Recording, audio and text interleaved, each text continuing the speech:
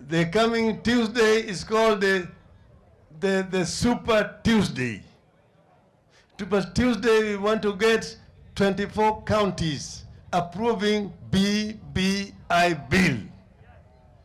This is going to help us to move to the next stage. There are people doubting Thomases who have been fighting BBI. And we want to tell them, don't change your mind. Continue to oppose BBI. Let us meet with you people in the debe. Nchi hii ya Kenya haiwezi kukubali ya kwamba makao ya rais msaidizi imekuwa headquarter ya chama. Haiwezekani. Hiyo ni kukosa adabu. Na mtu kama huyo lazima afunzwe adabu. Na tumueleze ya kwamba anafikiria anajua. Lakini tutamuonyesha kwamba hatajua na ataenda kwa mteremko mpaka kwa mwisho. And we have seen the trend of our counties and the rate at which they are passing the BBI.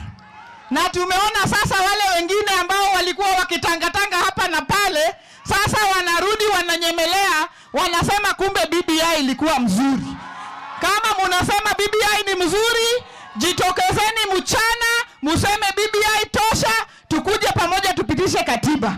Lakini kama mutaki BBI, pia nendeni pale kwingine, muvae uniform yenu, sisi tuvae uniform yetu, tukutane kwa uwanja, tupambane. Launch officially kwa rasmi BBI campaign.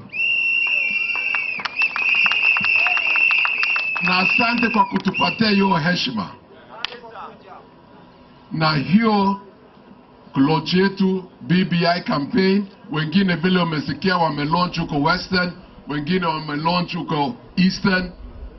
Sisi tuko pande hii na tuna launch tukijua kwamba wakati itakuja referendum na niko na hakika Wakenya watapitisha, utaona vile maisha zenu itabadilika.